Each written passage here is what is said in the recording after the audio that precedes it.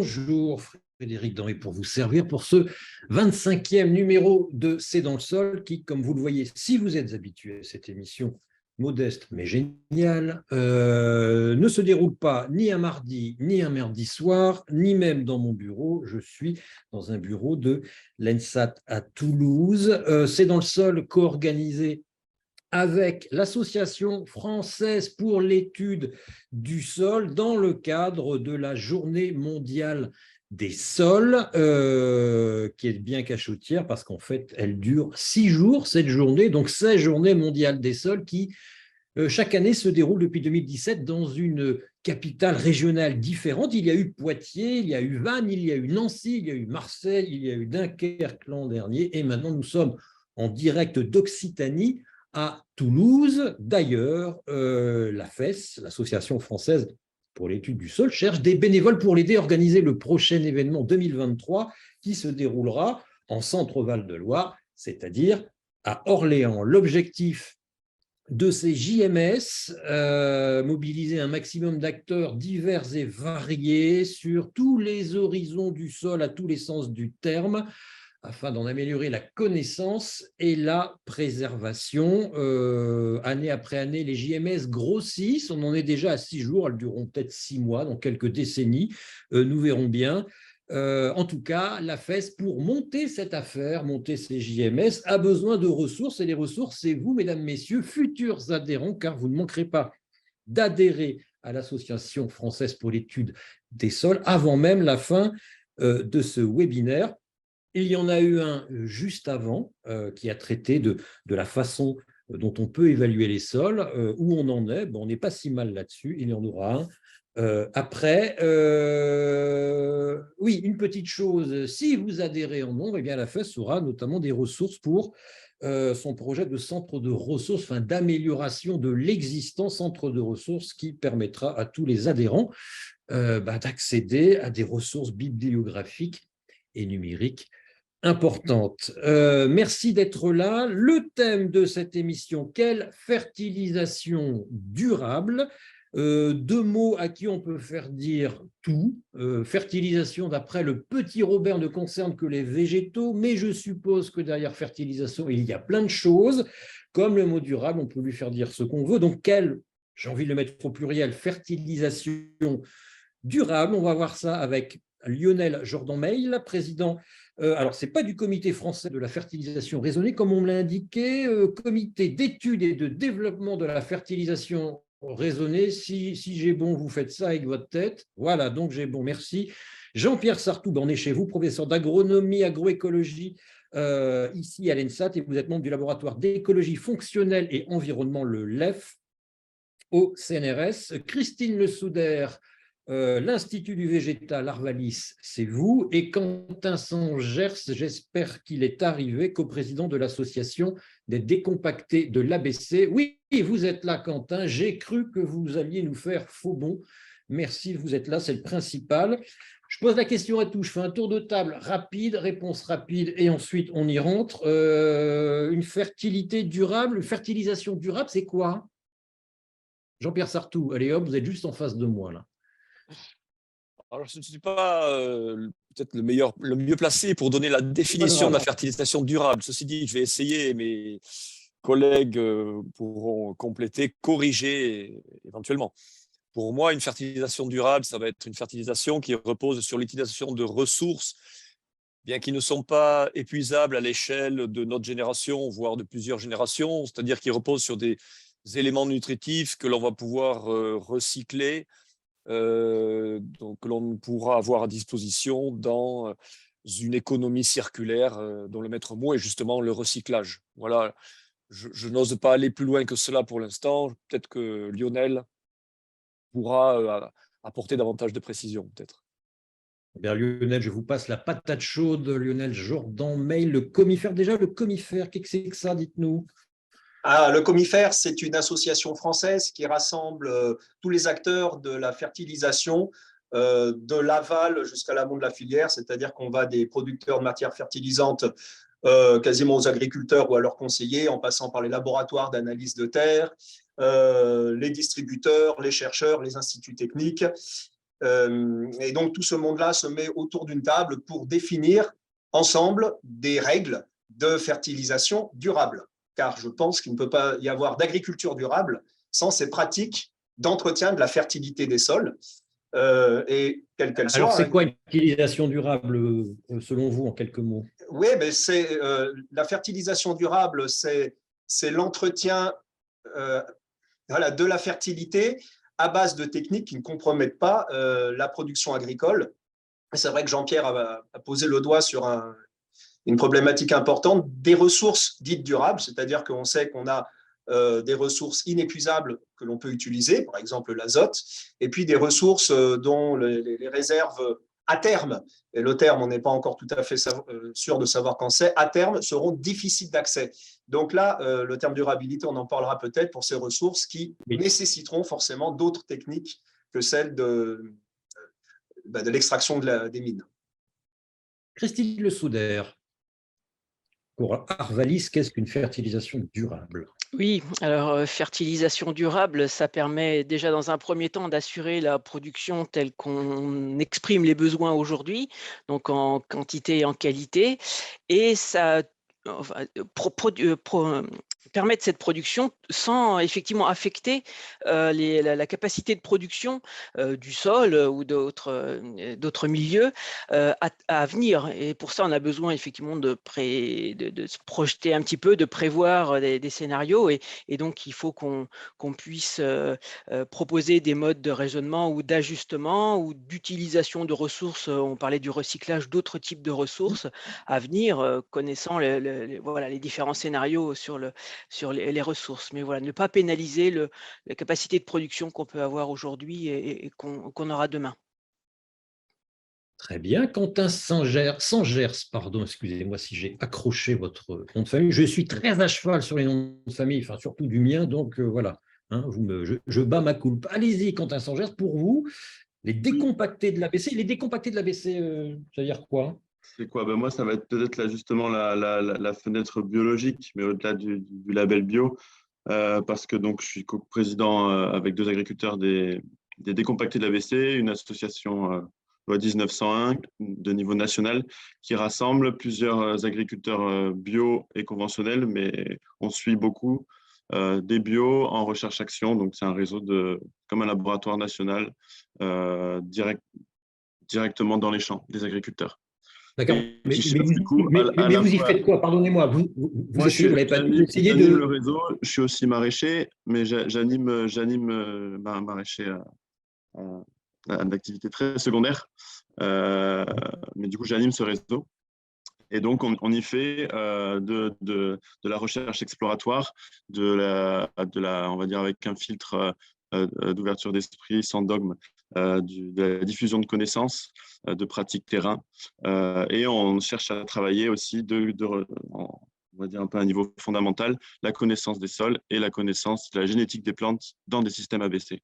En agriculture. Et vous essayez de faire se rejoindre, de faire dialoguer à tout le moins la conservation des sols dont vous a parlé hier Marc-André Pélos, et le bio, le Saint Graal que beaucoup de gens cherchent. Voilà, ne plus toucher au sol, ne plus utiliser de glyphosate, et là tout le monde sera content. Vaste sujet. Donc, juste pour répondre brièvement, l'essentiel. La fertilisation durable, oui. Voilà, sur la fertilisation durable, l'essentiel a été dit. Moi, je noterai juste du coup, voilà, nous, ce qui est central, c'est de préserver, ça a été dit aussi, le premier facteur de production qui est le sol de l'agriculture, et donc d'avoir connaissance de son potentiel vis-à-vis d'un état de santé. Est-ce qu'il remplit la fonction qui nous intéresse là en agriculture, produire, et qu'effectivement, je veux produire différentes cultures qui ont des besoins. Et donc, dans une logique d'écologie industrielle ou économie circulaire, de boucler au maximum les cycles. Rien ne se perd, tout se transforme. Donc, boucler les cycles, en amener s'il en faut, et essayer de faire ça avec une sobriété énergétique. Très bien, boucler les cycles, recyclage, couvrir les besoins selon les ressources existantes, sans affecter la santé, la qualité des sols. Si je résume vos propos, la fertilisation durable, c'est une question que finalement tout le monde se pose aujourd'hui, y compris les politiques, à l'aune de la guerre en Ukraine, qui a fait découvrir à beaucoup que nous dépendions d'engrais qui n'étaient jamais que du gaz sous une autre forme.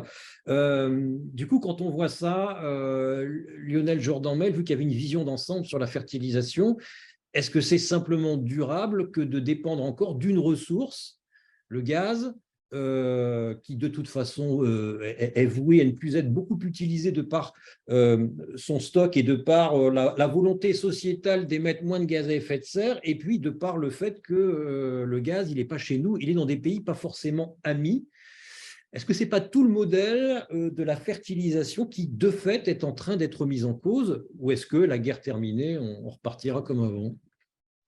Bon, alors là, je m'exprime plutôt au nom là, de ceux qui fabriquent ce genre de matière. Alors effectivement, le gaz naturel rentre comme matière première dans la fabrication des engrais azotés. Ouais. Voilà, on a besoin d'hydrogène et le gaz naturel en pourvoit beaucoup. Aujourd'hui, ces engrais azotés nourrissent à peu près la moitié de l'humanité. Donc, on ne sait pas ce qu'aurait été l'état de l'humanité aujourd'hui s'il n'y avait pas eu cette réaction dite d'Haber-Bosch créée en 1916, mais le fait est qu'aujourd'hui, ça nourrit la moitié de l'humanité. Probablement qu'à terme, et là le terme est encore mal défini, il va y avoir un problème d'énergie, parce que c'est une réaction très fortement qui requiert beaucoup d'énergie, et en plus, effectivement, sur du gaz naturel. Alors, ce qu'on peut répondre en termes techniques, c'est que l'hydrogène, on peut en trouver d'autres sources. La fabrication d'hydrogène, aujourd'hui, on commence à savoir la décarboner, mais ce sont des millions de tonnes de cet engrais qui sont fabriqués chaque année, et on ne va pas, du jour au lendemain, décarboner la fabrication de ces engrais. Pour autant, je ne crois pas qu'il faille remettre en cause complètement l'utilisation de ces engrais azotés, parce qu'ils permettent de soutenir quand même une agriculture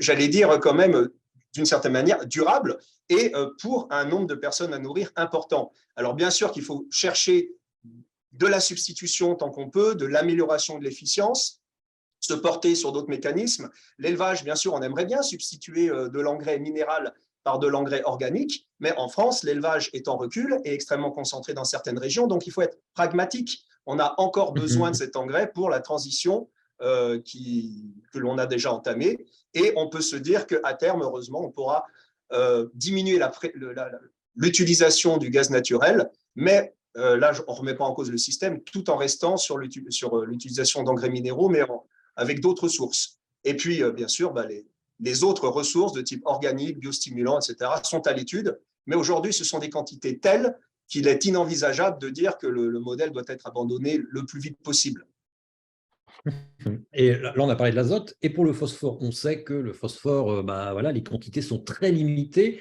Là, on va le chercher dans les mines au Maroc, qui sont pas loin d'avoir touché le fond. Et hier, Marc-André Sellos nous disait le problème, c'est que c'est du mauvais phosphore en plus parce qu'on y trouve du cadmium. Et donc, on est en train de contaminer nos sols au cadmium. Bon, alors ça plus ça, on se dit, les sacs d'engrais NPK, ouais, ils sont peut-être pas très durables.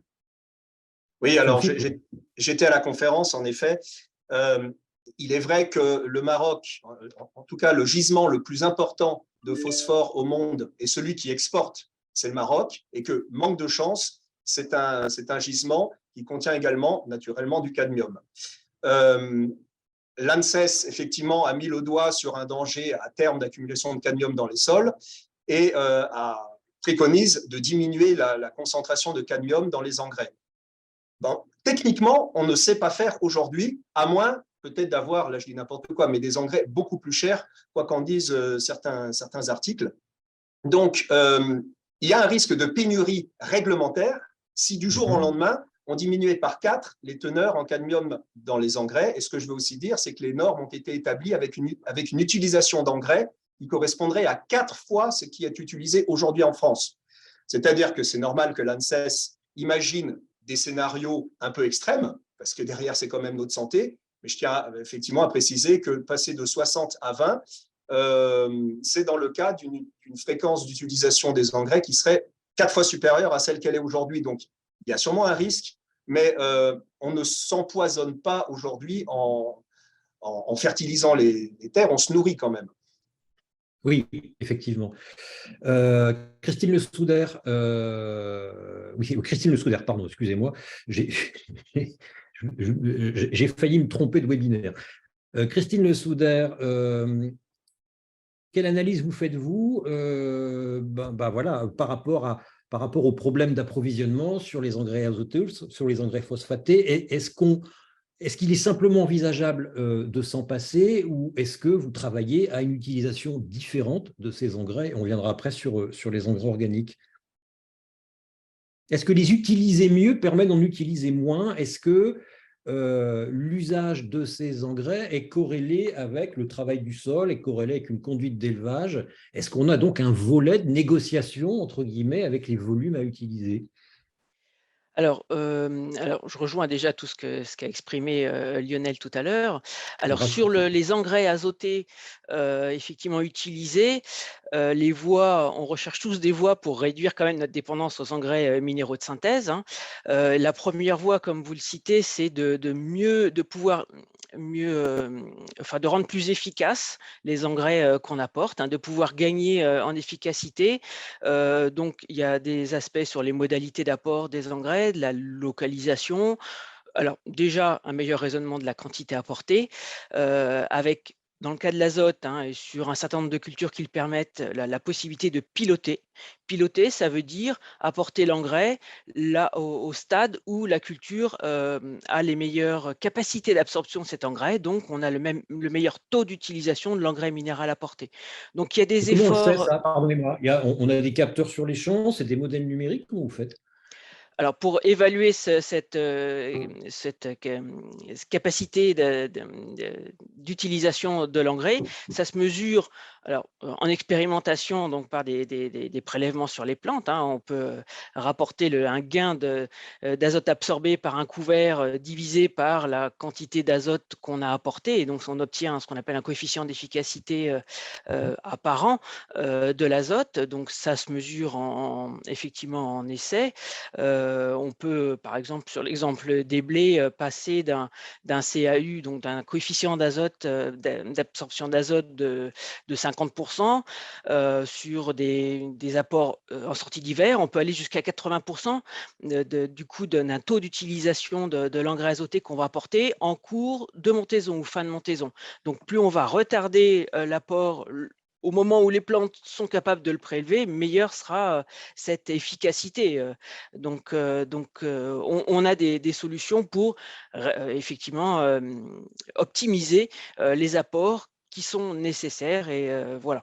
Et après, effectivement, il y a d'autres sources, comme on pourra le voir tout à l'heure. Ces solutions sont déjà à l'œuvre et sont déjà visibles sur la courbe d'utilisation des engrais NPK en France? Alors, malheureusement, on n'a pas toujours des statistiques culture par culture. Ce dont je vous ai parlé du pilotage, c'est vrai qu'il est essentiellement fait sur la culture de blé tendre, voilà, parce qu'on a ces capacités d'intervention en cours de végétation. Il y a d'autres cultures où on ne peut pas. Il y a des travaux en cours sur la pomme de terre, où il y a quelques possibilités quand même. Voilà, c'est pas toutes les cultures encore aujourd'hui qui sont concernées par par ce pilotage, hein, de la fertilisation azotée. Voilà, néanmoins, il y a des travaux qui se poursuivent. Et bon, sur les consommations d'engrais azotés, je crois qu'on est sur une stagnation, hein, des statistiques réalisées par l'UNIFA. Sur tous les engrais, vous voulez? Alors, Ou de c'est l'azote, certain? non, justement D'accord. pour le phosphore et le potassium, donc on est sur une très forte réduction des consommations, hein, d'engrais phosphatés et potassiques, alors qui date déjà depuis un certain temps. Quelque part, ça date depuis le début des années 90, hein, avec une modification de la PAC, voilà, qui a provoqué donc une demande de réduction des charges, hein, et de la part des agriculteurs, et donc une beaucoup plus faible consommation des engrais PK aujourd'hui. D'accord. Lionel Jordan-Mail, vous avez des chiffres peut-être sur l'évolution de nos usages d'engrais NPK?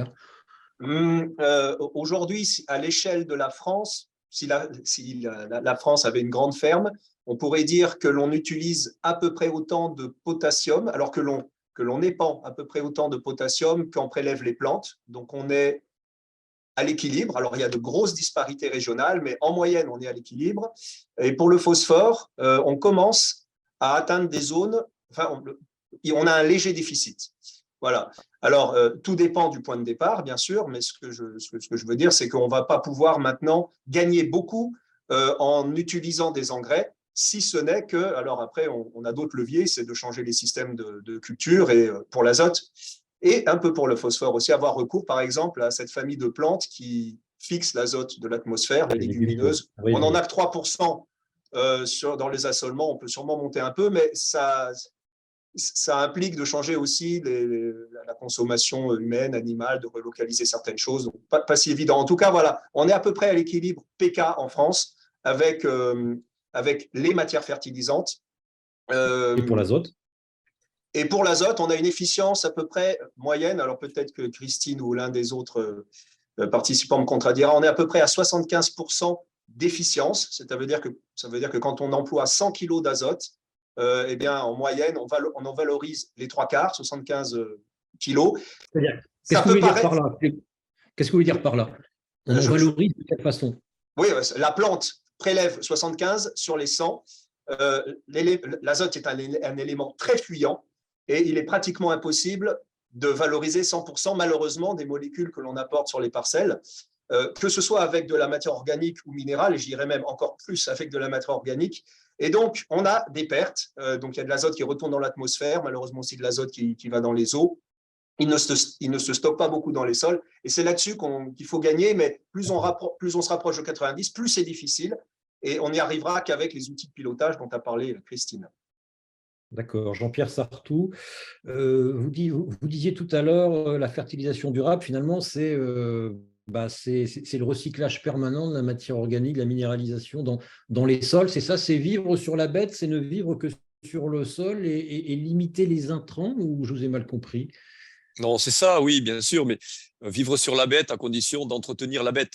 C'est Oui. tout le cœur du problème, en fait. Si le sol peut effectivement aider les plantes à se nourrir grâce ou de par la minéralisation de l'humus, donc l'humus se minéralisant, l'humus déjà, peut-être qu'il faut le préciser, c'est la forme ultime, si on peut dire, organique d'évolution des plantes une fois qu'elles sont mortes. Donc une fois qu'elles sont mortes, elles se déminéralisent en partie, c'est ce qu'on appelle la minéralisation primaire. Il y a des molécules simples qui sont dégradées, qui passent dans le sol.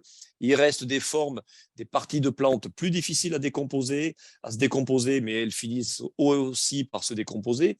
Et tous ces éléments sont soit attaqués pour les restes qui sont un petit peu plus difficiles à être attaqués par les micro-organismes, mais les éléments minéraux qui diffusent de la plante en train d'être minéralisés sont également récupérés par les organismes du sol, et ces organismes du sol, notamment les micro-organismes, meurent à leur tour. Mourant, ils donnent, avec d'autres composés du sol, mais ils donnent cette forme organique que l'on appelle humus, qui se lie aux fractions minérales du sol et qui réside pour un temps plus ou moins long dans le sol, jusqu'à ce qu'elle soit attaquée, cette forme organique, l'humus, soit attaquée par d'autres micro-organismes qui minéralisent à nouveau, mais à ce moment-là, c'est une minéralisation à partir de l'humus, minéralisent cette matière organique pour donner des molécules minérales que les plantes peuvent utiliser. Bref, il faut de l'humus, voilà. Donc, il faut de l'humus dans les sols, puisque l'humus confère en plus des propriétés physiques très intéressantes au sol. Donc l'humus est très intéressant dans un sol parce qu'il aide à la nutrition minérale des plantes. Également, il aide à la nutrition en partie organique des plantes. Ça, on le sait moins, mais les plantes sont capables d'absorber des petites molécules organiques qui proviennent de l'activité microbienne des sols. Mais si cet humus est utilisé pour faire pousser des plantes, il faut bien penser à renouveler aussi ce stock d'humus. Et on le renouvelle en laissant des résidus de culture au sol. Ces résidus de culture pouvant être des résidus de culture intermédiaire, ce que l'on appelle aussi plus classiquement les couverts végétaux. Et puis donc des résidus de culture qui doivent rester sur le sol et ne pas être exportés, par exemple, vers un méthaniseur, c'est ce que vous nous dites. Alors, oui, c'est vrai que si on exporte ces résidus dans un méthaniseur, une bonne partie, voire l'ensemble du carbone organique soluble, donc facilement biodégradable, labile. Enfin, c'est différent de soluble. Labile va terminer en CO2 pour une toute petite partie, mais va terminer surtout en CH4. C'est le but de méthaniseur, c'est de faire du méthane. Alors que les micro-organismes du sol ont besoin de ce carbone labile. Donc, certains sont pour dire que le carbone soluble, facilement dégradable, doit aller au sol pour nourrir les micro-organismes du sol qui vont aider à la transformation du sol. D'autres disent, mais c'est pas grave. De toute façon, même si le carbone labile il est perdu sous forme de CH4, CO2, on récupère les éléments fertilisants, c'est-à-dire les digestats, qui sont riches en azote et en autres éléments minéraux. Et à ce moment-là, le digestat est là pour fertiliser le sol. Alors là, c'est un vaste débat qui est loin d'être clos. Est-ce que ces digestats suffisent à maintenir le niveau de fertilité et surtout une structure idéale d'un sol lorsqu'il n'est plus travaillé? Parce que la question est là aussi. Certains agriculteurs ont opté pour le non-travail du sol. Et à ce moment-là, la seule utilisation des fertilisants contenus dans les digestats, qui ne nourrissent que très mal les micro-organismes du sol directement. Par contre, ils peuvent nourrir des plantes et ces plantes peuvent nourrir les micro-organismes du sol au travers de leurs exudats racinaires et ensuite au travers de leurs résidus. Voilà. Est-ce qu'à long terme, les digestats peuvent entretenir une bonne structure du sol lorsqu'on ne le travaille plus? C'est une question à laquelle on n'a pas encore répondu et je pense qu'on n'est pas prêt d'y répondre, quoi. Non, effectivement, on avait fait un C dans le sol là-dessus.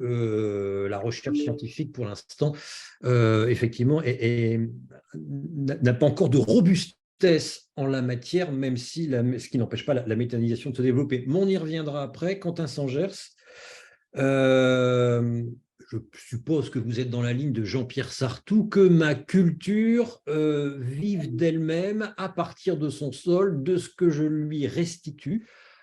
Vous n'utilisez-vous jamais d'engrais minéraux? Alors, je suis dans la droite ligne de Jean-Pierre Sarthou, que je connais par ailleurs, parce qu'étant toulousain également. Mais je suis aussi d'accord avec les autres intervenants, sauf qu'effectivement, nous, en bio, on a question de… finalement, c'est aussi l'idée de cette association, c'est qu'elle est assez inclusive et de se dire… en bio, on est privé de choses, donc on va essayer de réfléchir pour gérer ça différemment. Et donc, effectivement, on va essayer de maximiser déjà tout ce qu'on peut faire en local. Donc, ça a été dit, les légumineuses, les fabacées, pour la question de l'azote, c'est central. Donc, ça veut dire quoi? Des couverts végétaux, qu'on appelle du coup plutôt engrais verts, qui vont ramener de la fertilité. Dans des rotations céréalières, on va venir mettre des terres au repos en prairie, luzerne, trèfle. On va faire des cultures associées, fèvre-blé, pois. Toutes les céréales peuvent être associées avec des légumineuses. Et ça, aujourd'hui, ça, c'est un truc qu'on tient. C'est-à-dire qu'il y a des gens il y a des agriculteurs et plusieurs à travers la France, avec des contextes pédoclimatiques différents, qui arrivent très bien. Ce qui nécessite effectivement, et ça a aussi été dit, derrière une organisation, soit ils sont en capacité de trier, stocker, etc. Effectivement. En tout cas, au niveau de la pratique technique, ça marche. Il y a un savoir-faire technique derrière pour pouvoir mettre en marché, pour pouvoir aussi répondre aux attentes des transformateurs ou du consommateur. Donc, vous pouvez boucler la boucle des nutriments. C'est une question d'un des spectateurs anonymes. J'oublie sa question. Que fait-on concrètement pour boucler la boucle des nutriments? Vous défendez ça avec Jean-Pierre Sarthou. J'ai l'impression que l'on reste souvent sur les constats sans entreprendre des actions pour limiter le gaspillage de nos ressources. Vous allez dire, mais si, venez au décompacté de l'ABC. Déjà, c'est très bien d'être là, de s'informer et d'être pas forcément décompacté de l'ABC, mais d'être dans des réseaux. C'est essentiel, on avance plus vite en intelligence collective. Et effectivement, au décompacté, on défriche, j'ai envie de dire, c'est vraiment ça le cœur, mais avec une rigueur et une robustesse scientifique. Et c'est ça qui est le noyau dur et le thème commun. Je parle pour le conseil d'administration et les actions qu'on met en œuvre aujourd'hui, on a trop de flou aujourd'hui, on est dans le brouillard sur plein de pratiques, beaucoup ont essayé plein de choses, on a l'impression qu'on va pouvoir y arriver, à faire une fertilisation durable, mais qu'effectivement, il nous manque pas mal de choses. Et notamment, du coup, donc, on a parlé de boucler les cycles, effectivement, sur l'azote, c'est donc pas mal possible vis-à-vis des légumineuses. Il y a des cultures qui demandent quand même une fertilisation conséquente, donc il est possible Il y a différentes pratiques qui sont mises en œuvre aujourd'hui, hein. Je vais en citer des exemples très concrets. Des producteurs de chanvre qui vont faucher une parcelle qui ne produit pas, en gros, qui n'est pas en production pour une culture de rente, mais elle est par exemple en luzerne trèfle, et ils vont venir faucher ça frais et épandre sur la parcelle de chanvre. C'est une pratique qui se fait. Après, Donc, les pratiques existent, elles sont voilà. documentées, elles sont Là, c'est analysées. chez deux agriculteurs différents. Effectivement, après, ils valorisent le chanvre en graines décortiquées en direct, mais c'est pour dire que c'est quelque chose de très concret. Après, les pratiques les plus répandues, c'est ce que j'ai cité tout à l'heure, les cultures associées avec des légumineuses et les couverts végétaux ou des prairies légumineuses, finalement, qui viennent régler aussi d'autres problèmes agronomiques. Parce que c'est ça qui a été dit, je crois, par Jean-Pierre Sartou, qui est essentiel, c'est on se nourrit sur la bête, mais on nourrit la bête, voire même, je m'installe avec une 2 chevaux et je vais essayer d'en faire une Ferrari. C'est-à-dire que je vais essayer d'avoir un maximum de connaissances et de m'instruire vraiment sur le fonctionnement de mon sol, qui doit être une machine, une de ses fonctions, me dégager de la fertilité via la minéralisation, soit directe des résidus, soit de l'humus, doit pouvoir me dégager la fertilité pour nourrir mes plantes cultivées. Par-dessus, là, ça me fait penser au phosphore. Par exemple, qui est, on parle, j'ai envie d'en reparler ici comme ça, de l'agroforesterie pour d'autres raisons, mais l'agroforesterie à la base avait été aussi développée pour ça. C'est les ligneux qui vont pouvoir ramener en surface du phosphore s'il y en a dans le sous-sol. Entre autres, après, il y a la question des mycorhizes, des mycorhizes arbuscules, qui n'alimentent pas en plus, aujourd'hui, c'est pas montré, mais qui permettent d'améliorer la nutrition, l'exploration de la rhizosphère. Donc, il y a plein d'éléments. Mais je voudrais conclure en disant que on ne va pas produire sans rien. Et ça, on est bien au clair sur ça, nous, au décompacté de l'ABC. C'est-à-dire qu'effectivement, il n'y a pas c'est un doux rêve de se dire qu'on va juste gérer les cycles en exportant quelque chose pour se nourrir, sans ramener, il y a la question du bouclage des cycles aussi des déjections humaines. Donc voilà, il y a un moment donné où ça ne boucle pas. On va y venir. La question a été abordée hier lors de la conférence de Marc-André Sellos, question des étudiants. Christine Le Soudeur, Lionel Jordan-Maître, comment on boucle les cycles? Quel est votre avis là-dessus? Ça a l'air d'être pas si simple, pour ne pas dire compliqué. C'est un pilotage fin. Il faut avoir une sacrée connaissance des besoins des plantes, de la nature des sols, du climat peut-être, que sais-je encore. Christine Le Soudeur. Oui, le bouclage des cycles, c'est une des composantes de l'agriculture durable, de pouvoir effectivement conserver les quantités d'éléments nutritifs pour l'avenir, de pas empiéter sur ce qui va arriver plus tard, et donc sur les générations à venir. Alors le bouclage des cycles, alors il va être effectivement, c'est ce qu'on recherche aujourd'hui pour demain. Donc, alors on va distinguer les éléments comme le phosphore ou le potassium, qui sont des éléments minéraux qui n'ont pas de forme gazeuse. Donc du coup, le bouclage des cycles passe par une évaluation, effectivement, un raisonnement de la fertilisation, donc phosphatée et potassique, à l'aide d'indicateurs, à l'analyse de terre, qu'on a par ailleurs bien référencé en France depuis très longtemps.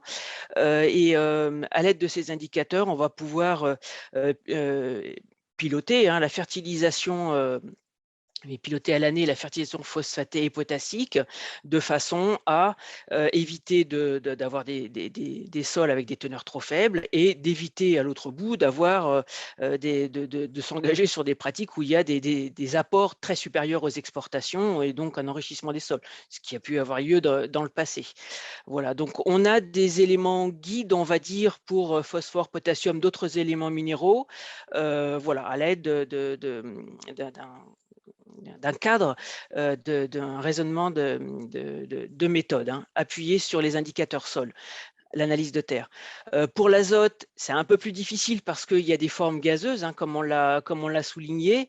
Alors, néanmoins, on sait de plus en plus de choses sur l'azote, hein. Ces formes gazeuses, il y a 20 ans, on ne savait pas très bien les mesurer. Maintenant, on sait bien les mesurer, que ce soit de l'azote ammoniacal, soit de l'ammoniac dans l'air ou que ce soit du N2O. On arrive à les mesurer en expérimentation, donc on sait mieux quantifier ces risques de perte. Voilà, donc on est capable aujourd'hui, et ça existe, hein, il y a des modèles nationaux qui permettent d'évaluer les pertes en termes d'azote dans l'eau, on l'a déjà cité, mais aussi dans l'air, hein, donc, et puis donc des modèles généraux pour différentes cultures, et puis d'autres modèles vraiment ciblés sur des espèces, hein, comme on a à Arvalis avec l'outil CHN pour évaluer tout ce qui se passe en termes d'azote dans le sol, bien sûr, mais aussi dans l'eau, hein, et dans les gaz. D'accord. Donc, vous êtes capable de suivre l'azote tout le long de son chemin entre le moment où on ouvre un sac et où il va peut-être finir dans l'atmosphère et la rivière. Ça, on le Voilà, sait. mais en temps réel. Maintenant, le souci, c'est la météo qui va venir demain ou dans une semaine, quoi, ou Bien dans un mois. sûr. Lionel Jourdan-Mail, on a parlé lors du webinaire précédent des bons indicateurs des sols. Finalement, un bon indicateur de pratique agricole, c'est à quel niveau le cycle est bouclé à l'échelle de la parcelle pour un agriculteur? Alors, c'est vrai qu'il y a plusieurs méthodes indicatrices. Il y a, comme l'a dit Christine, l'analyse de terre et on se confronte à une valeur. Et justement, au comifère, on discute sur la fixation de cette valeur pour savoir si ça suffit ou ça ne suffit pas. Donc ça, c'est un indicateur. Et on travaille aussi avec des bilans. Et en fait, les deux se rejoignent. En gros, si l'indicateur de sol nous dit qu'il n'y en a pas assez, on fait un bilan pour savoir au moins combien, en rapporter au moins l'équivalent des exportations. Et c'est vrai que sur les ressources, idéalement, les bouts de stations d'épuration, c'est bien là qu'est destinée toute la nourriture qu'on produit dans notre ferme France. Il faut dire qu'en France, on réutilise, je crois, hein, à peu près déjà 50% même plus, je crois que c'est les 2 tiers, des bouts de stations d'épuration. Je pense que ça correspond à toutes les stations d'épuration rurales, situées en milieu rural. Et puis après, il y a toutes les villes qui malheureusement mélangent cette matière noble, que sont les minéraux, y compris le carbone, avec malheureusement des micropolluants qui empêchent ce dernier tiers. Et là, je pense qu'il y a un plafond de verre de se récupérer. Donc, on va dire que en théorie, techniquement, à moins vraiment de faire des efforts de séparation des flux d'eau vers les stations d'épuration, on perdra, là aujourd'hui, on perd 1 tiers de la ressource minérale qu'il faut bien compenser quelque part. Alors, une autre forme de compensation, ça pourrait être relocaliser de l'élevage, j'en ai parlé tout à l'heure, et donc faire du transfert de fertilité, par exemple de prairies, vers les grandes cultures à travers l'utilisation d'engrais de ferme. Mais là aussi, c'est un énorme chantier parce que c'est toute la structure de l'élevage qu'il faudrait revoir. Et ensuite, travailler sur les efficiences d'utilisation. Et pour ça, effectivement, le collègue Quentin a parlé d'agroforesterie, de mycorhizes. Donc là, ça permet peut-être, avec un stock donné, d'aller chercher un peu plus loin ce qui existe. Après, c'est vrai qu'il n'y a pas de mythe de l'auto-fertilité. Et ces mécanismes plus biologiques, naturels, fonctionnent d'autant mieux que le système est appauvri. Et donc, il y a à un moment donné un risque que, à force de vouloir favoriser les processus naturels, l'agriculteur se retrouve avec une situation économiquement pas viable. Et c'est difficile de trouver le bon milieu entre le niveau de fertilité qui permette de pouvoir vivre de sa récolte et celui qui permet de faire s'exprimer pleinement la biologie des sols. Alors, vous avez abordé 2 points importants. Effectivement, tout appelle, si je vous écoute, hein, à multiplier la polyculture élevage afin que les bouses de l'une aillent fertiliser les champs de l'autre. C'est 10% à peine de la SAU, hein, la polyculture élevage en France, 52% de grandes cultures. Et puis, c'est une population, les éleveurs, qui n'est pas en bonne santé. Et puis vous citiez, on en a parlé hier, on en parle de plus en plus dans différentes rencontres, hein, de l'utilisation de notre propre azote à nous que nous émettons chaque jour sous la douche, dans les toilettes. Et effectivement, un calcul énergie. Enfin, ça semble être aberrant de dépenser autant d'énergie pour fabriquer des engrais dont l'azote nécessitera beaucoup d'énergie de la part des centrales d'épuration pour être détruit, alors même qu'on a de l'azote, si j'ose dire, sous la main. Il y a un programme qui s'appelle le programme OCAPI qui s'occupe de ça là, pour le CNRS à Créteil et je ne sais plus quelle grande école, avec des pilotes. Effectivement, ça marche, sauf que le coût d'installation du système de recyclage et d'ensuite de distribution, de valorisation de l'azote auprès des agriculteurs coûte très cher. Bon, on verra ce que ça donne. Il y a le futur ensemble Saint-Vincent de Paul à Paris, à la place de l'hôpital, sera équipé de telle façon qu'il puisse fournir aux agriculteurs franciliens de l'azote humain. Jean-Pierre Sartou, est-ce que pour favoriser l'humification, c'est une question qui revient régulièrement, est-ce qu'il faut enrichir en bactéries, en spores de champignons, enfin en organismes vivants, ou est-ce que les sols se débrouillent très bien tout seuls? Alors, j'aurais envie de dire que les sols se débrouillent très bien tout seuls, les sols normaux, qui n'ont pas été pollués outre mesure par des métaux lourds, par exemple. Ils ont la flore bactérienne, fongique nécessaire pour cela. Parce que de toute façon, il y a toujours, du moment qu'une parcelle est en cycle de production, elle a toujours des résidus à décomposer chaque année, ne serait-ce que les racines et la base des tiges, même si les pailles sont exportées. Si les pailles ne sont pas exportées, elle a d'autant plus l'habitude de recycler du coup ces résidus organiques. Donc voilà, côté flore, microflore, je pense qu'il y a ce qu'il faut.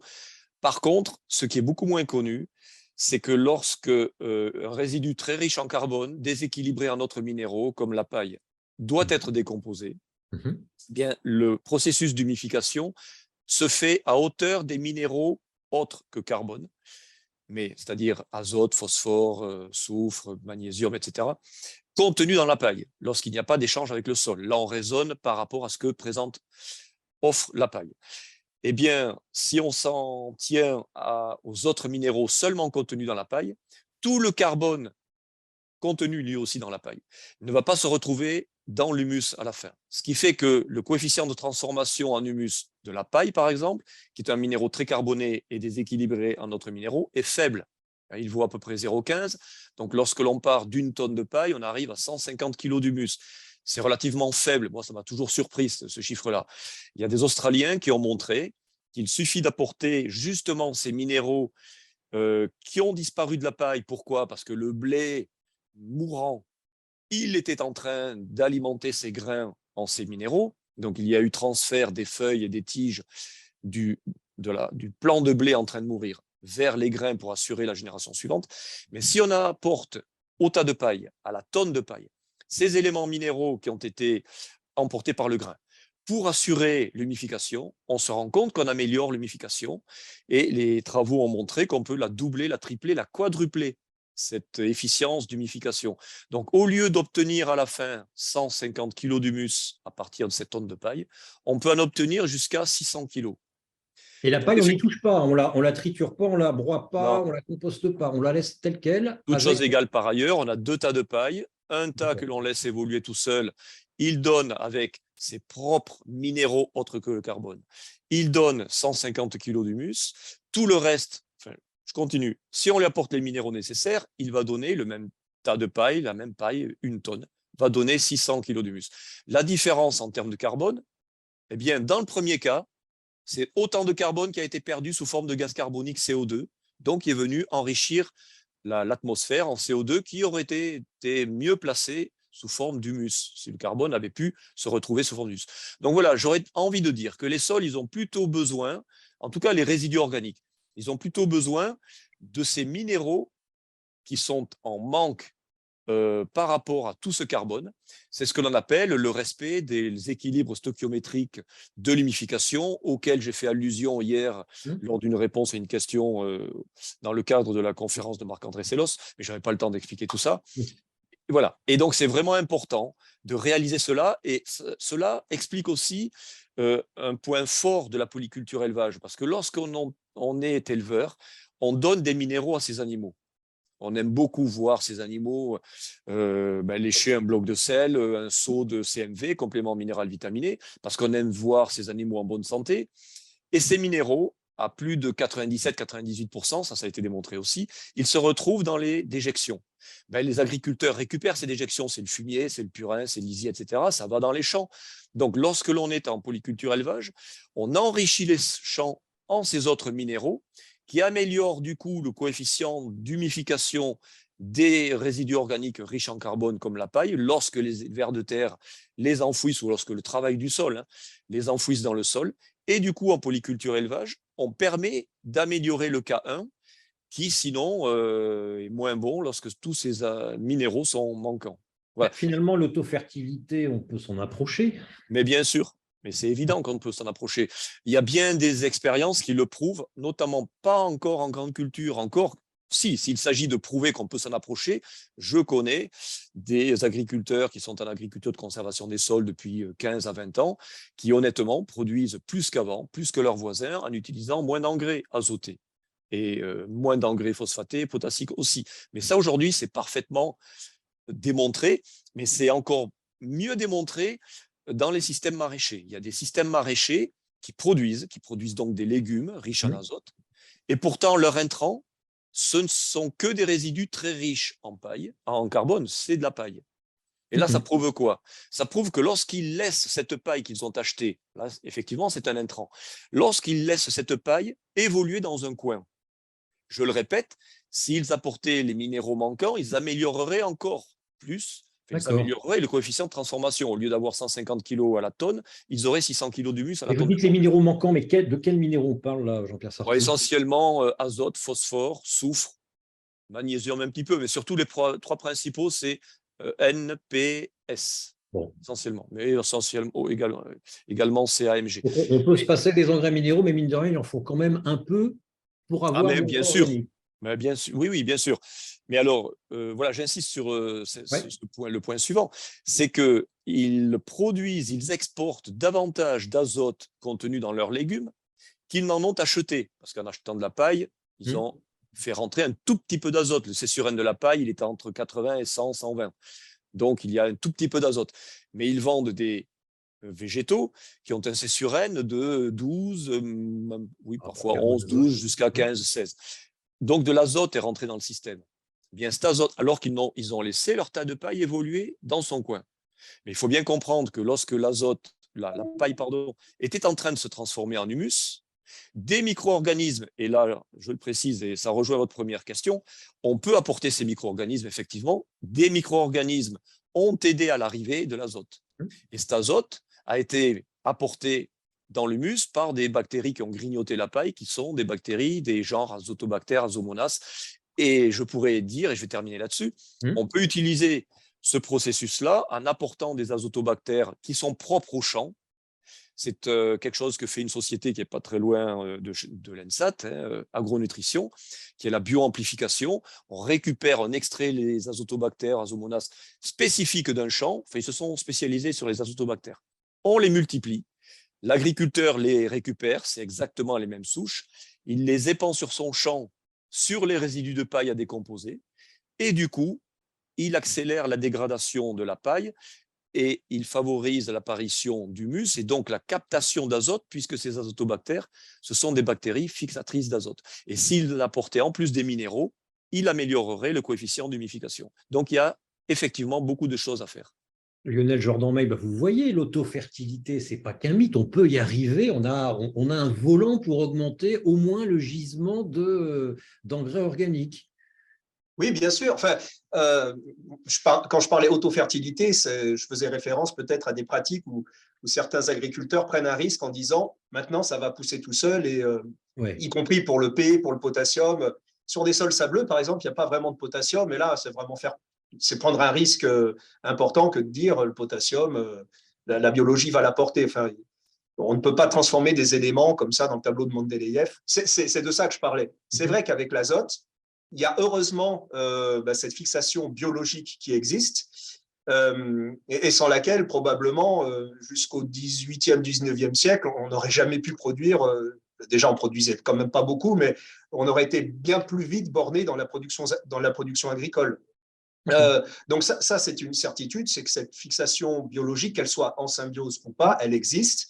Il y a aujourd'hui, effectivement, comme l'a dit Jean-Pierre, des biostimulants qui essayent de favoriser cette fixation libre. Moi, j'avais lu, peut-être Jean-Pierre, à ce chiffre-là, qu'on essaye de la favoriser ou pas, alors c'est une étude à l'échelle mondiale, la fixation libre, c'est à peu près entre 10 et 15, 20 kilos d'azote par hectare, mais au niveau mondial. Hein. Fixation libre par la nature elle-même et légumineuse. Voilà, mais quand on fait un bilan azoté en France, en fait, c'est déjà implicitement dans le bilan et ça vient compenser des paramètres de perte. Donc, en fait, on en tient déjà compte, mais c'est vrai, c'est à hauteur de 10-15 kilos. On n'est pas dans des systèmes où on gave le sol de carbone pour pousser à cette fixation, parce que là, on sait qu'on fait aussi courir un risque à l'agriculteur. C'est cette fin d'azote qui est connue. Ce dont parle Jean-Pierre, si on le généralise à l'agriculture, c'est-à-dire on apporte beaucoup de carbone dans les sols, il y a probablement une période de plusieurs années où le sol va devoir s'habituer. Ça ne va pas se faire du jour au lendemain. Hein. Ce sont des bactéries. Et bien qu'on dise que les dynamiques de croissance des bactéries sont rapides, on est dans des sols où il y a d'autres types de bactéries, des compétitions.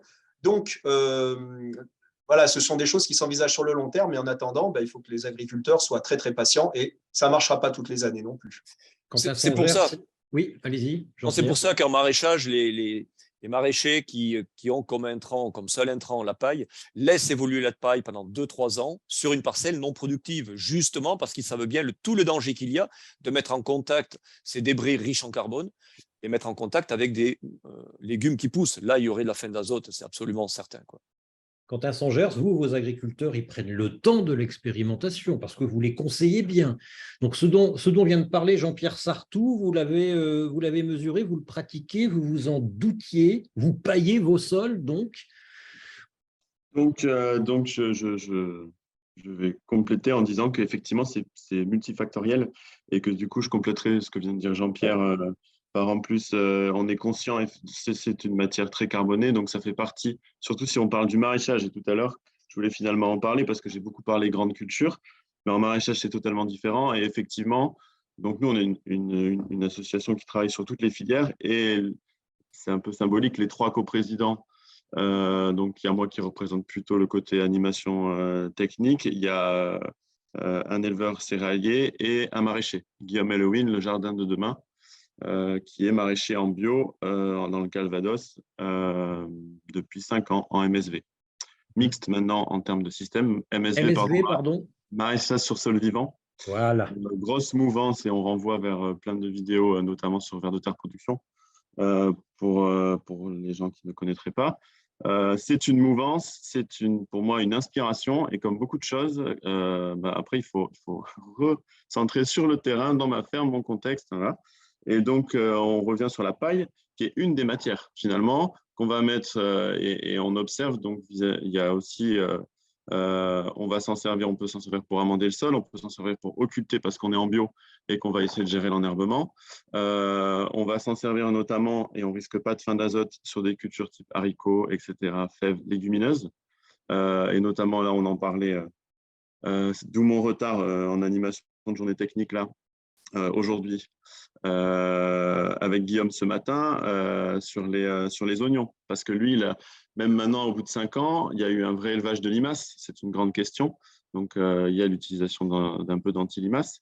Mais c'est aussi maintenant, lui, il aimerait utiliser la paille plus parce que pour sa vie du sol, c'est très stimulant. Donc, il ne pense pas, on va dire, dégagement de carbone dans l'atmosphère.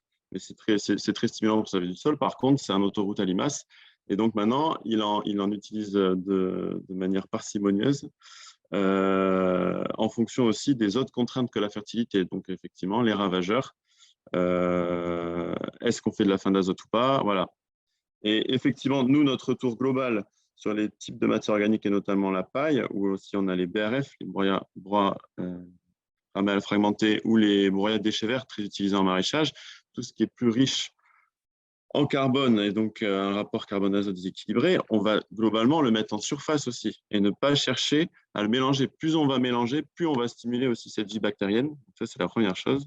Et ensuite, c'est d'où on part. Il y a vraiment, et là on renverse la table, un changement dès qu'on est dans un sol. Il y a un changement vis-à-vis de l'équilibre champignon-bactéries. et on l'observe beaucoup en maraîchage sur sol vivant, c'est-à-dire que on va être moins sujet, je dis bien moins, il y en a, moins sujet à la fin d'azote si j'ai pas travaillé mon sol, s'il est structuré de manière verticale et que j'ai une dominante, j'ai un équilibre champignons-bactéries qui n'est pas déséquilibré comme on a souvent dans les sols bio, on va dire traditionnels, où on travaille beaucoup les sols, parce que les champignons, continuellement, on casse les ifs, on revient à l'état de sport. Donc, ils sont moins en place, et c'est eux, je l'ai pas dit, c'est eux principalement qui décomposent les matières carbonées et qui aident à décomposer les matières carbonées très riches en carbone. Donc ça aussi, on l'observe, il y a moins de fin d'azote, mais le truc essentiel, c'est effectivement si on brasse, on s'expose. Si on brasse de la matière organique très riche en carbone, on s'expose à une fin d'azote et il faut en avoir conscience. C'est passager, donc on peut aussi le décider, c'est-à-dire en grande culture, la grande pratique pour ramener un peu de matière organique plus stable et donc accélérer, on va dire, une reconstitution de taux de matière organique du sol, d'humus, ça va être d'amener des composts sur une luzerne, sur un semi-trèfle, sur des légumineuses, sur une culture qui, effectivement, on s'expose beaucoup moins. On ne va pas faire ça devant, sur un maïs ou des cultures, voilà, du champ. Mais pardonnez-moi, Quentin, mais tout ce dont vous nous faites part là, c'est du terrain. C'est quoi? C'est à la fois de l'intuition et du dialogue avec les chercheurs. Ça veut dire qu'il n'y a pas deux solutions identiques, parce qu'il n'y a pas deux parcelles identiques. Alors, je vais répondre, mais ce sera intéressant d'entendre les autres intervenants, notamment Madame Le Soudeur pour Avalis et Jean-Pierre Sartou notamment. C'est du terrain, mais on est. Alors, je ne l'ai pas dit, mais notre pôle végétal, on travaille en lien avec l'INRAE et Vladimir Goutier. Donc, on a vraiment ce cadre de robustesse scientifique. Et je l'ai dit en introduction, notre ADN, c'est qu'on est pas mal dans le brouillard et l'ABC, l'agriculture bio de conservation. On est conscient qu'aujourd'hui, stricto sensu, un système en ABC tout le temps, c'est-à-dire pas de travail du sol, couverture maximale, rotation et en bio, ça ne marche pas. Voilà, ponctuellement, on a des briques, on est dans le compromis et on est beaucoup dans le compromis économique. On en a un peu parlé pour les éleveurs de la crise agricole notamment, enfin, mais c'est partout en ce moment et notamment, on va peut-être en parler, mais le prix des fertilisants, que ce soit organique ou minéral, augmente, c'est une question aussi qui est sur la table et donc on fait des compromis. Donc, c'est de l'observation de terrain, mais qui se multiplie. Et c'est là où la loi des grands nombres nous permet finalement de dégager des tendances et de venir ensuite, avec la recherche, c'est ce qu'on fait aujourd'hui en lien avec Vladimir Goutier, préciser les choses et expliquer, essayer d'établir des liens de causalité. Christine Le Soudeur, oui, ça a l'air compliqué, complexe, plutôt que compliqué, c'est péjoratif, compliqué. Ça a l'air complexe de se passer peu ou prou des engrais minéraux, de modifier sa fertilisation, de tendre vers l'auto-fertilité. Ça exige, oui, du doigté, de l'observation, beaucoup de lecture, prendre des risques. Comment on accompagne le monde agricole dans ce changement, si j'étais snob, je dirais ce changement de paradigme, mais ça a l'air d'être, oui, une petite révolution quand même. Oui, alors déjà, je voulais faire une remarque par rapport à ce qui a été dit tout à l'heure. Effectivement, on parlait des pailles, mais les pailles, on les apporte, alors quand elles ne sont pas exogènes à la parcelle, on les apporte à l'automne. Ouais. Et il faut savoir que les pailles, effectivement, alors, pour qu'elles soient bien décomposées, donc il y a une consommation de l'azote minéral par les micro-organismes pour décomposer cette paille. Et bon, il faut savoir que c'est un des leviers en particulier pour limiter des excès éventuels d'azote minéral à l'automne. Donc voilà, ça participe du coup à la réduction des transferts de nitrates dans le cadre de la directive nitrate. Donc voilà. Alors, comment on accompagne et c'était pour dire aussi qu'on ne peut pas non plus apporter d'azote minéral à ce moment-là, réglementaire, enfin voilà, vis-à-vis du On va venir à la risque réglementation, j'ai des questions sur Internet, mais voilà. allez-y sur la formation, l'accompagnement. Alors, l'accompagnement, alors effectivement, il y a des solutions qui existent sur les fournitures en azote. Alors, essentiellement en azote, ou alors en recyclage, phosphore et potassium, on les a cités sur des pratiques, alors soit avec des cultures type légumineuses, ou soit avec des couverts qui permettent de recycler des éléments. Ça participe effectivement à l'alimentation des plantes. Simplement, quand on évalue les quantités, on est avec un effet précédent ou une légumineuse une culture intermédiaire, par exemple, qui n'a pas un bon rendement en azote, elle va en absorber 50 pour en relarguer que 25 à la culture qui suit. On est sur des quantités qui sont encore très loin alors, en système conventionnel au moins, pour faire absorber 200 ou 300 kg d'azote. Donc, ça participe. Donc, il y a effectivement des moyens d'autofertilité enfin de fourniture locale en éléments nutritifs qui existent, qu'il faut favoriser. Voilà, mais comme on l'a vu aussi au tout début, ça ne suffit pas quantitativement en fonction de l'objectif de production qu'on peut avoir et qu'on a aujourd'hui. Voilà. Alors après, pour l'accompagnement, vraiment auprès des agriculteurs, il y a des efforts effectivement de transfert, de communication, et en travail en particulier auprès de groupes d'agriculteurs. Ce qui est intéressant aussi, c'est de pouvoir travailler sur des indicateurs sol aussi, qui peuvent nous aider à échanger avec les agriculteurs. Tout à l'heure, Quentin, vous parliez du ratio champignons sur bactéries. Voilà, ça, c'est des choses qu'on est capable de mesurer et qu'on va pouvoir potentiellement aussi aider ou voilà, intervenir dans la discussion pour orienter ou pas des pratiques en réponse à une question qui serait posée, alors soit sur le type de micro-organismes présents dans les sols, ou soit sur un objectif de production spécifique. Mais ce que je voulais dire par cette question, je vous pose aussi la question, Lionel Jordan-Mail, est-ce que raisonner, employons ce verbe-là, la fertilisation oblige à revoir de fond en comble son métier, ses pratiques, ou est-ce que c'est une adaptation finalement assez simple pour le monde agricole? Alors, le raisonnement, ça fait déjà un moment qu'en France, Oui. on en fait la promotion et les agriculteurs ne le découvrent pas. Je pense qu'il y a encore des progrès à faire et des agriculteurs à conquérir. Donc, il y a déjà des agriculteurs qui sont sur des pratiques qui vont largement au-delà du strict respect des règles. Et déjà, au comifère, on essaye de s'attaquer à tous, mais déjà aussi à ceux qui forcément ne connaissent pas toutes les règles. Et c'est vrai que je voulais toujours, à propos de l'autofertilité, juste donner un chiffre. On a parlé de l'azote, dont on a un réservoir assez infini, et il existe des moyens de capter l'azote atmosphérique naturellement. Pour le phosphore, par exemple, en milieu naturel, on sait que les sols se forment sur la roche. Donc, on sait qu'on a des flux d'altération de la roche qui vont enrichir les sols et que les arbres peuvent y participer, les cultures pérennes, etc. Mais par an, si je parle en P2O5, par hectare, c'est à peu près 300 grammes qu'on arrive à faire passer d'une forme non biodisponible à potentiellement biodisponible. C'est-à-dire que sur une forêt qui aurait une rotation de 30 ans, on les a, les 30 kilos, les 30 unités de P2O5. Et bien sûr qu'on aimerait que notre agrosystème fonctionne comme une forêt, avec toute sa microbiologie, ses enracinements profonds. Sauf que là, on a des cycles qui sont 30 fois plus rapides. Donc, avec l'azote, il peut y avoir éventuellement des moyens de faire marcher ça beaucoup plus vite, mais avec l'altération des roches, peut-être qu'en maximisant la présence de symbiose avec les champignons, on arriverait à doubler ça, mais vous voyez qu'on est quand même sur des flux qui sont largement insuffisants par rapport aux exportations. Une culture exporte 20-30 kg d'unités de phosphore par hectare et par an, et le sol, malheureusement, c'est 300 grammes.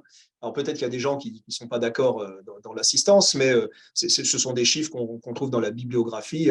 Et donc le raisonnement, il s'impose, parce qu'on sait que les entrées naturelles ne sont pas assez fortes, et c'est pour ça qu'on aide les agriculteurs à raisonner avec d'autres voies.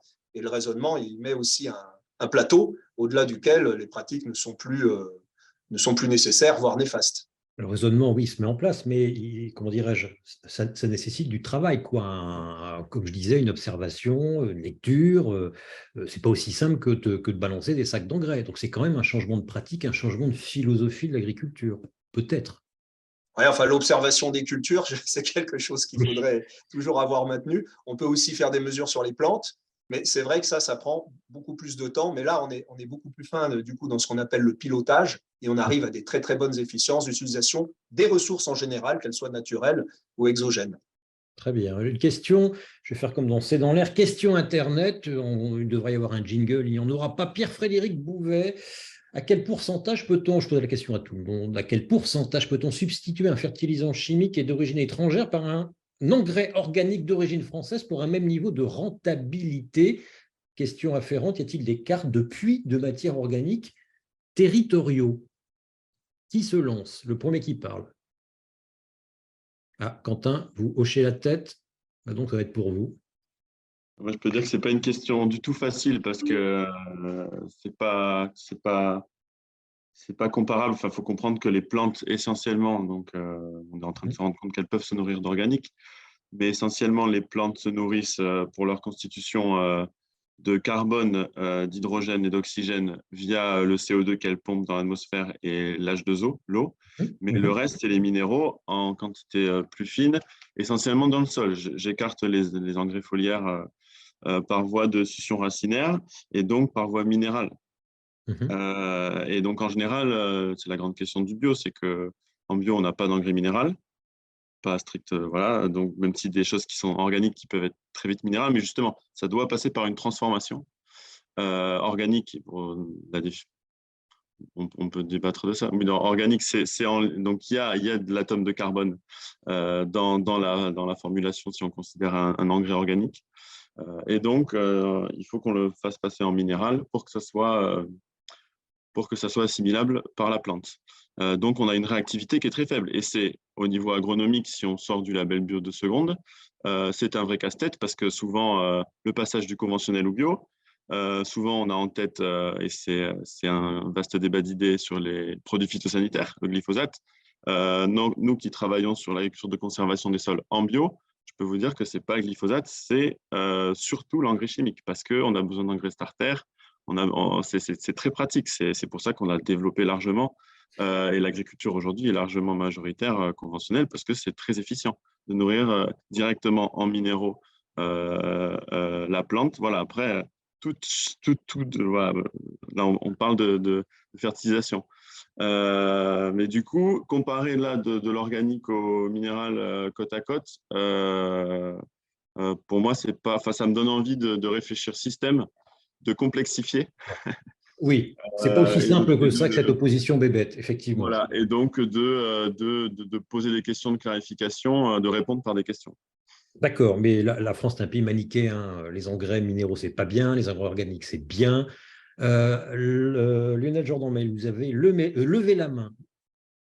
Oui, alors, je voulais juste dire qu'un engrais organique, un engrais de ferme, donc sort des animaux qui ont eux-mêmes mangé des végétaux qui auraient très bien pu être fertilisés avec des minéraux importés ou de la nourriture elle-même importée, par exemple le soja d'Amérique du Sud. Donc, c'est vraiment pas une question simple. Enfin voilà, tracer un engrais de ferme, c'est pas parce que.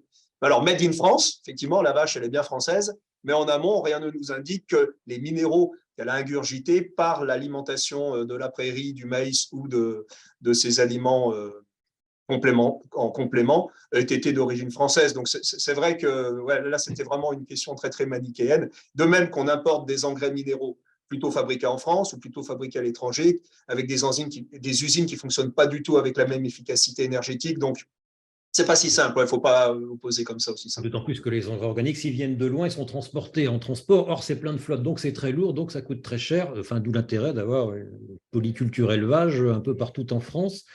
Une question d'Alain de Scorail qui sera présent avec nous à la plénière de clôture mardi. Comment adapter la fertilisation et la réglementation, notamment sur les dates d'apport? Madame Le Souder? Alors, la réglementation, donc ça dépend de la réglementation pour quelle cible et quel pollution. Donc, effectivement, sur l'azote, si on prend dans le cas de l'azote, donc on a deux principaux problèmes, hein, c'est le lessivage de l'azote, la lixiviation du nitrate dans les eaux, et puis c'est la perte d'azote par voie gazeuse. Le lessivage se fait surtout l'hiver, voilà, alors que la perte par volatilisation se fait plutôt en conditions quand il fait chaud et qu'il y a du vent, donc plutôt, on va dire, au printemps. Donc on est sur des dates un petit peu différentes. Première chose importante, c'est effectivement de pouvoir mixer les calendriers d'épandage, d'autorisation d'épandage en fonction de ces deux contraintes. Les calendriers sont valables aussi bien pour les engrais minéraux que les engrais organiques, pareil. Alors, il y a différents. On classifie les ressources, les apports d'azote selon trois types, hein, enfin, quelque part les engrais minéraux ou les engrais organiques, effectivement. Voilà, donc effectivement, c'est les engrais minéraux qui sont efficaces immédiatement dès leur apport, qui sont plus contraints, mais qui, qui dans certains cas peuvent présenter des pertes par volatilisation. Pour les engrais minéraux, les apports à privilégier, ou pour les engrais qui ont de l'azote minéral, ou les engrais organiques qui ont beaucoup d'azote minéral, les apports à privilégier, c'est lorsqu'il y a une culture qui est présente pour pouvoir absorber et réduire, ou plutôt augmenter le coefficient d'utilisation dont j'ai parlé tout à l'heure, hein, qui vont valoriser vraiment l'azote qu'on va pouvoir apporter. Et donc, il y a des périodes d'apport qui effectivement qui rendent pas efficaces les apports d'azote qu'on va pouvoir réaliser, hein, bien sûr pas à l'hiver, et puis à l'automne, du coup ça peut se discuter, mais d'une façon générale, les apports riches en azote minéraux sont pas à apporter à l'automne, sauf quelques cas particuliers pour des cultures de type cive, hein, ou pour du colza. Mais derrière la question d'Alain Scorail, c'est est-ce que pour favoriser ce raisonnement, pour aller jusqu'au bout de ce raisonnement de la fertilisation, est-ce que la réglementation n'est plus adaptée? Est-ce qu'il faut y déroger territoire par territoire, selon le climat, selon la météo? Ou est-ce qu'on Alors, va rester sur une norme stricte, pareil pour tous? d'accord, elle évolue. Alors déjà, elle évolue dans le temps, cette réglementation. Justement, là, je vous fais part du fait, Ouais. du fait de bien de proposer des leviers qui répondent aux deux types de problématiques environnementales, hein, de ne pas avoir des règlements totalement opposés d'un côté et de l'autre. Et puis, régionalement, c'est adaptable, hein. Donc là, justement, la directive nitrate avec est basée sur des programmes d'action régionaux. Donc, s'il y a alors là, je parle des contraintes, effectivement, hein, donc en zone vulnérable, s'il y a des spécificités régionales, elles peuvent être abordées régionalement. Donc la loi, le règlement, c'est être souple. Au niveau des régions, oui. Quelque part, on a un peu le droit de s'exprimer, et on a des retours et des échanges, hein, avec les acteurs réglementaires quand même. D'accord, mais c'est des échanges qui aboutissent ou on vous dit non, de toute façon? Alors, ça dépend des sujets, mais il y a des choses qui sont effectivement sur lesquelles on ne peut pas toucher, d'autres sur lesquelles on peut toucher. D'accord. Question pour vous, Jean-Pierre Sartou, de Damien Villota. La fertilisation azotée a-t-elle un effet dépressif sur la mycorhisation? Alors, sur la mycorhisation, c'est clair que la fertilisation phosphatée avec des phosphates biodisponibles, solubles, donc traités acide sulfurique, oui, il y a un effet dépressif sur la mycorhisation. Quant aux engrais azotés, je n'ai pas d'informations là-dessus. J'aurais tendance à dire pas forcément, sauf peut-être si il y a des apports massifs d'engrais azotés. Et encore, il est en train de me revenir là des travaux de Thierry Tétu, un enseignant-chercheur d'université de Caen peut-être, d'Amiens. Je me demande s'il n'a pas apporté des informations qui auraient tendance, ou qui montreraient que la réponse serait oui. Mais alors là, attention, je n'en suis pas du tout sûr. Il faudrait que je vérifie maintenant. Faites si vous voulez, vous avez encore un quart d'heure, mais sinon ce sera sur le mail et ce sera sur le replay. Une question peut-être pour vous, Quentin Sangers, qui revient à plusieurs reprises. Qu'en est-il des des problèmes d'approvisionnement donc versus pénurie, rationnement dans le bio sur le phosphore notamment et pour les systèmes bio sans élevage et sur le soufre pour l'ensemble des systèmes bio. Est-ce qu'il y a un risque ou un Vaste danger? sujet. Oui, vaste sujet. Ah oui. Effectivement, sur le soufre, eh bien, on comptait beaucoup sur en fait, c'était en lien avec l'industrialisation de la France. On n'avait pas de problème parce qu'on avait des retombées gratuites. Maintenant, dans les systèmes bio, on ne met plus de soufre. Ça pose grandement de questions et donc on est en train de travailler dessus en lien avec Francis Bucaille notamment, qui a écrit un livre assez intéressant qui s'appelle Revitaliser les sols, avec une approche très historique aussi, qui est agronome. Et donc, on a en ce moment des plateformes assez simples. Hein, là, ces paysans de recherche avec témoins, on fait rien. On met du soufre élémentaire, gypse, différentes formes de soufre, parce que les analyses montrent qu'il y a des déséquilibres. Et effectivement, donc ça fait partie des choses où, quand je disais au début, il ne faut pas se dire, si on exporte, il faut que ça rentre d'un côté. Donc après, il y a la question d'où vient et, je pense que c'est d'Europe de l'Est. C'est des mines, voilà, donc ça fait partie voilà, comment on pourrait faire autrement. En tout cas, il y a ces apports-là. Et sur la question du phosphore, c'est pareil, c'est une question qu'en bio, on a éludé au démarrage parce qu'on a quand même chargé, on le sait aujourd'hui, en engrais de fond NPK quand on en avait beaucoup et que ce n'était pas cher. Donc, on a un historique qui fait qu'on peut se servir de cet historique-là. Et dans des systèmes aujourd'hui qui ont essayé le système bio sans intrants, voire à bas niveau d'intrants, qui gèrent plus que finalement avec des pichenettes de fertilité par-ci par-là sur les cultures qu'on demande le plus, je parle de l'azote et qui amène peut-être un peu de compost, voilà, mais la question du phosphore est centrale. Et c'est cher aujourd'hui aussi de s'approvisionner en dolomie ou patankali ou autres produits bio utilisables en bio. Miniers aussi. Donc, c'est des débats qui sont sur la table. On y revient sur les déjections humaines qui peuvent être riches. Voilà.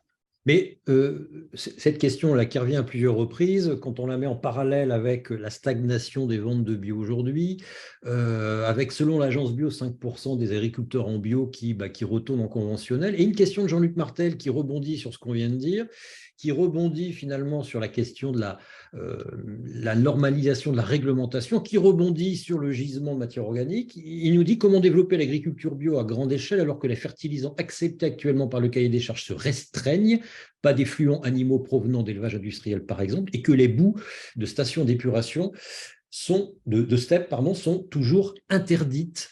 Eh bien, je vais répondre très court. court. À tous, hein. Les réponses courtes. Je vais dire une phrase, il faut réussir à faire de l'agriculture bio de conservation des sols. Voilà, point.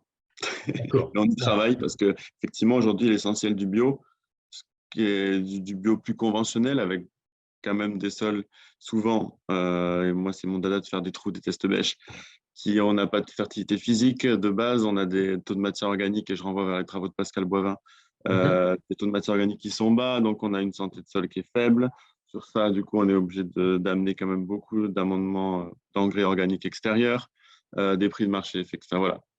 Plein de choses qui font dire qu'il faut effectivement travailler le sujet au moins de l'agriculture bio de conservation. Et l'agriculture bio est très intéressante et il faut faire échanger tout le monde ensemble. En tout cas, on entend bien l'avenir du bio, c'est le bio qui fait de la conservation des sols. Hein. Une autre question, deux questions en fait sur le gisement. Alors déjà, une première question peut-être pour vous, Lionel Jordan-Mail. Le gisement de matière organique en France, est-ce qu'il peut beaucoup évoluer? Est-ce qu'il peut grossir et est-ce qu'il pourrait suppléer à une rupture d'approvisionnement en engrais NPK? Question très basique. Ouais, je ne suis pas spécialiste. Bon, mais ce que je peux dire, c'est qu'aujourd'hui, par exemple, en ce qui concerne le phosphore, la moitié des apports de phosphore sur la ferme France est réalisée par les déjections organiques. D'accord. C'est moins pour l'azote parce qu'il y a relativement moins d'azote que de phosphore dans les matières organiques. Donc aujourd'hui, ça ne suffirait pas, même épandu de manière très homogène sur la France, à remplacer. on pourrait dire que dans le meilleur des cas, on arriverait peut-être à un tiers des besoins. Voilà, donc il faut trouver d'autres astuces. Et peut-être, voilà, pardon. Bah, on va y venir sur les astuces, en tout cas augmenter le nombre d'éleveurs, augmenter le nombre de vaches, de prairies, voilà, alors même que la France fait mine de ne plus vouloir de viande, bon, enfin bref, et désespère ses éleveurs. On l'a abordé là, hein, c'est la réutilisation des déjections humaines, alors qui était monnaie courante dans les années 50-60, mais qui était en partie terminée à cause de problèmes liés à la bactério de ces déchets humains.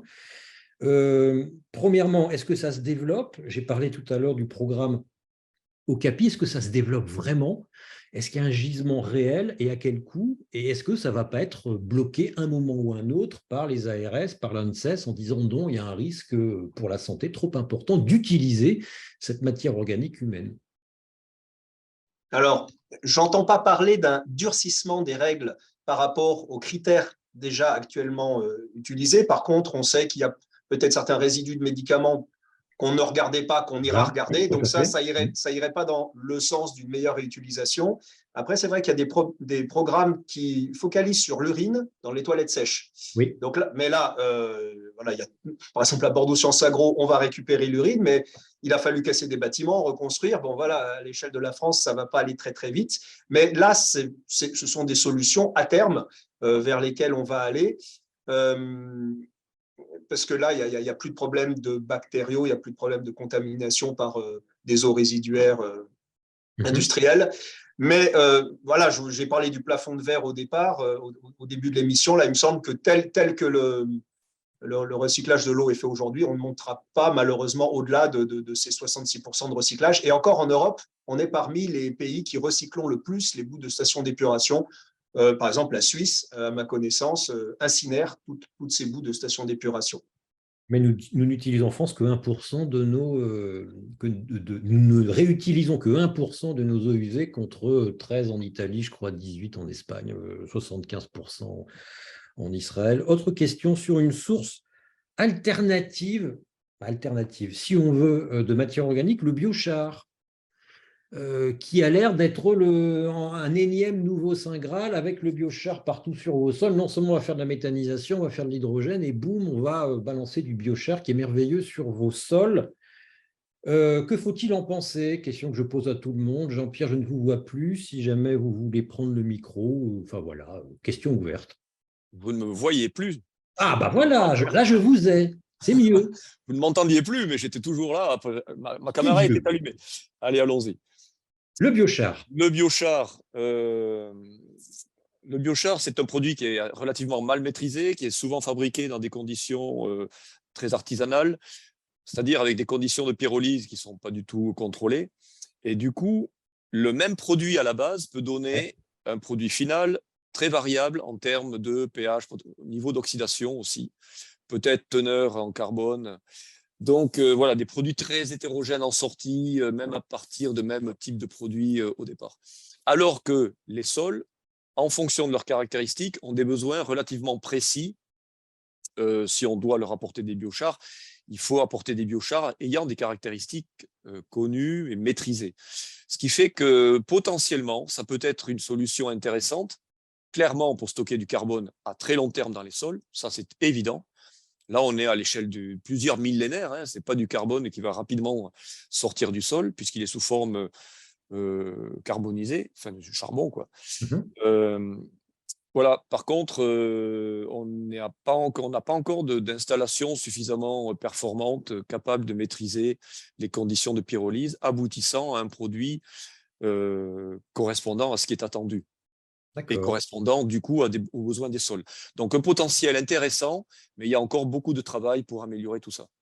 D'accord. Pour finir, finalement, on se rend compte à vous écouter que la question des sols, que la question de la fertilisation est stratégique, parce que sans elle, on ne produit plus rien. Il y a ce risque de pénurie, alors de pénurie réelle et de pénurie par le fait que les portefeuilles des agriculteurs ne sont pas extensibles à l'aune de l'augmentation du prix des engrais.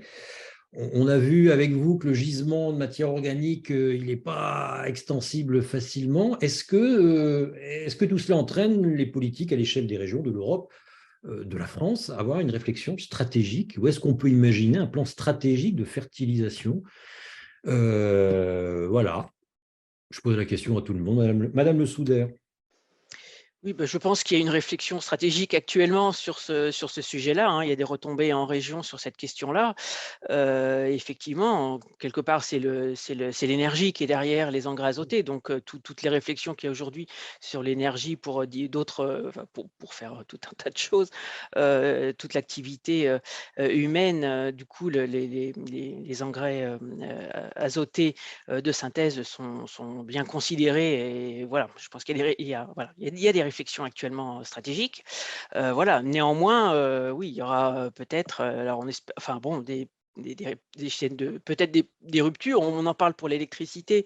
Voilà, peut-être en début d'année prochaine, peut-être qu'il y aura des phases, et il y en a déjà eu un petit peu dans le passé, hein, temporaires de rupture d'approvisionnement. Ça peut arriver, effectivement. Ça a déjà, oui, eu lieu dans le passé, et ça pourrait arriver.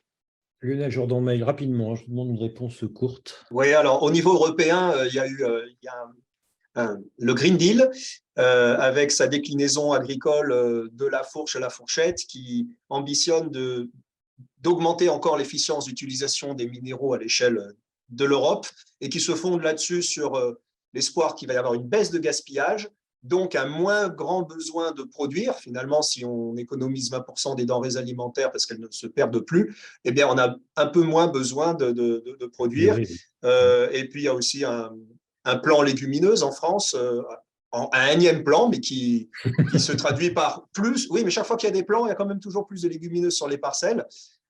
Et peut-être qu'à un moment donné, les agriculteurs vont vraiment comprendre que c'est un vrai atout d'avoir des légumineuses dans une rotation. Voilà, ça, c'est des notes d'espoir parce qu'il y a encore des leviers quand même. Quentin Sangers, continuez à nous faire rêver. Mais vous avez une minute. Rêver les pieds sur terre. Voilà, ça c'est bien. Ok, c'est-à-dire qu'on est le but, et on a de moins en moins d'agriculteurs toujours. C'est une tendance lourde, donc le but c'est de maintenir et voire vraiment d'aider à l'installation des nouveaux et que les nouveaux puissent en sortir avec des pratiques durables. Et donc nous, en agriculture bio notamment, enfin la question elle est centrale. Donc je vais reconclure sur ce qu'on a dit au démarrage, c'est comment je m'approvisionne en local, notamment en maraîchage. Il y a des gens qui fonctionnent très bien et qui bouclent les cycles avec de l'approvisionnement local de matières, que ce soit des tontes, on a dit, des broyats, etc., paille, etc. Donc, économie circulaire, approvisionnement local, essayer de maximiser ça. Et là, vis-à-vis d'une politique nationale ou européenne, c'est très souhaitable. Et je pense que nous, notre travail, enfin, la charge qu'on y croit et on y travaille, c'est-à-dire de montrer l'exemple. Parce que je pense que si on arrive à faire fonctionner des agriculteurs qui fonctionnent en agriculture de conservation en bio, avec des compromis de terrain tout le temps, mais voilà, et qui arrivent à produire un rendement qui les fait vivre, et on préfère parler marge que rendement global, mais tout de même, voilà, qu'on n'a pas de chute de phosphore, de soufre, etc., que le système est stable. Ça pourra aider, j'espère, les décideurs à se dire que c'est possible et à essayer d'accompagner vers de la sobriété. Les consommateurs gaspilleront moins et les agriculteurs seront plus efficients. Grâce à l'exemple, voilà, que vous portez. Le mot de la fin, Jean-Pierre Sartou. Moi, j'aurais tendance à… Bon, je vais pas… Je suis tout à fait d'accord avec ce qui vient d'être dit. Je rajouterai simplement que je pense qu'il y a un gros potentiel à mieux utiliser l'humification et à améliorer l'humification avec ce dont j'ai parlé tout à l'heure. La disponibilité en éléments minéraux qui manque dans beaucoup de résidus trop riches en carbone. Et pour cela, il faut favoriser à large échelle la polyculture élevage. Et pour la partie polyculture, la culture qui est capable de cultiver des plantes sans travail du sol ou avec le moins possible de travail du sol. Donc, c'est l'agriculture de conservation. Et bien entendu, sans herbicides si possible, donc l'agriculture biologique de conservation. Ce que moi j'appelle l'agriculture de conservation des sols en bio. Voilà. L'agriculture de conservation des sols en bio, voilà pour le mot de conclusion. Merci. N'est pas encore au point. Non, ce n'est pas encore au point, mais en tout cas, il y a des expérimentations un peu partout. Merci d'avoir patienté jusqu'à 13h. Certains de nos personnes qui nous regardent n'ont pas patienté, elles ont eu faim, c'est normal, il est 13h et à partir de 12h30, le ventre gargouille. En tout cas, le mien, vous ne l'avez pas entendu. Je vais donc aller manger. Merci encore une fois pour ce débat passionnant. Troisième débat, 14h30, 16h. Une seule santé, une seule nutrition pour nos territoires. On va essayer de faire le lien entre la bonne santé des sols et notre santé à nous. Vous pouvez reprendre donc momentanément une vie normale. Rendez-vous à 14h30. Merci encore.